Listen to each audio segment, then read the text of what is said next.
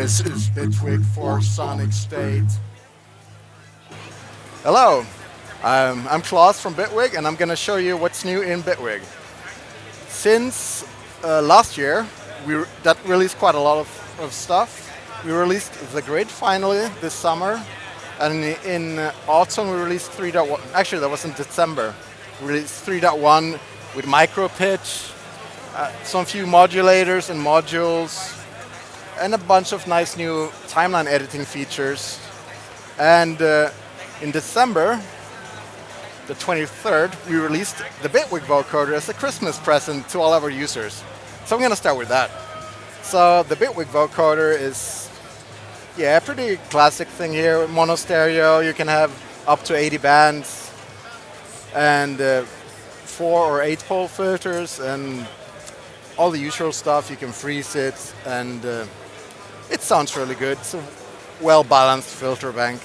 But the nicest feature about it, I think, is the way that routing works. Because normally with vocoders, you always have the issue that you have 2 signals that you need to deal with, the carrier and the modulator. And it's always a struggle to fit that into like a plugin, because it needs to be either one of these things. Like you either need to put it on the modulator track or the carrier track. So what a lot of people do, they create a plugin that you put on the modulator track, so your vocal track, and then they provide their own sound sources.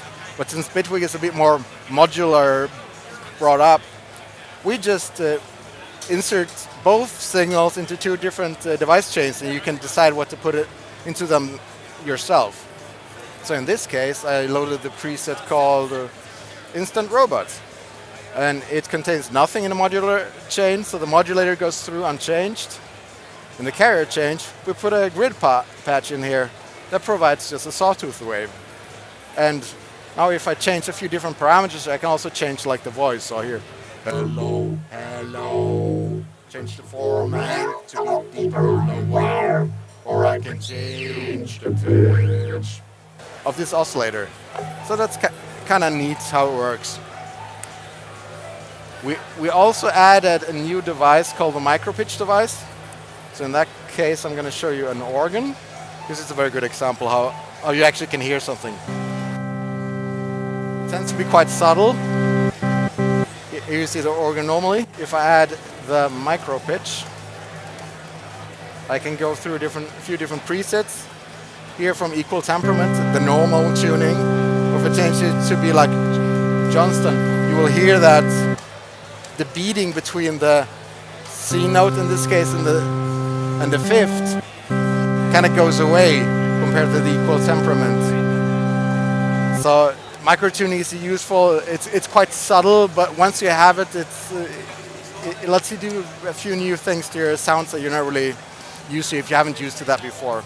So does the micropitch work on all of the Bitwig devices? It works on all the Bitwig devices, yes. It also works with VST, which supports MPE, because we'll then send the pitch messages to that, or VST 3 note expressions.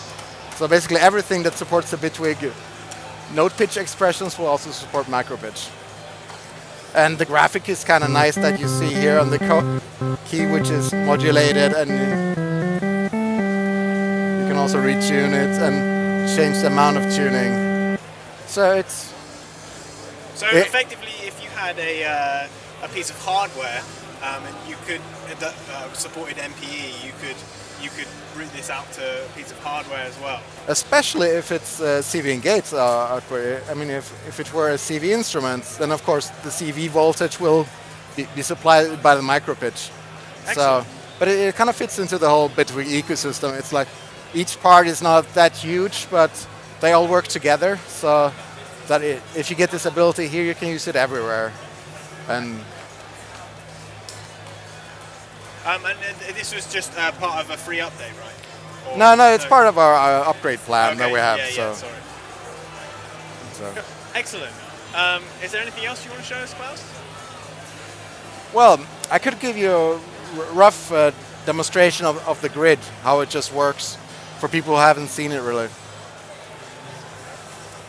I know we showed this last year, but now it's actually finished. So I mean, the key thing about the grid, I would say, is really usability. It's really about being easy to use. And to avoid common problems that you have like a modular system, it's either too much like a development environment, which of course makes it super powerful, but it means then that it's not really a thing you can use while making music. So we envisioned it just being like a lower level of your song in a way.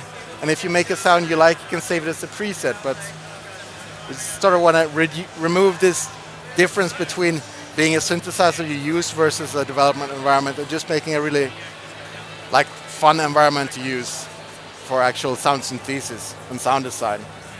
So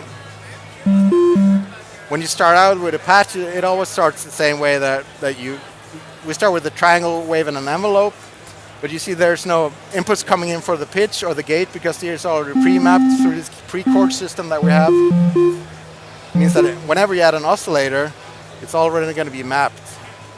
And we have these convenient gestures that I can drop it on the purple import, which is the phase input, to just do simple phase modulation here. If I change the pitch or the ratio of this one, you can hear how it changes. Now I decide, okay, this is pretty nice, but I want to move it through an envelope, so I just, sorry, I missed that one. Drop in the envelope here.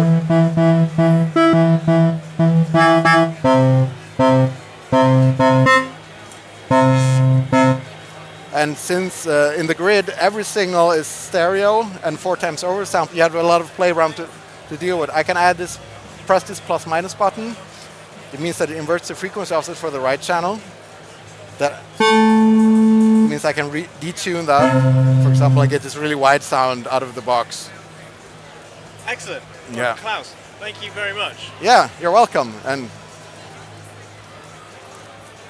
Goodbye, Sonicstate.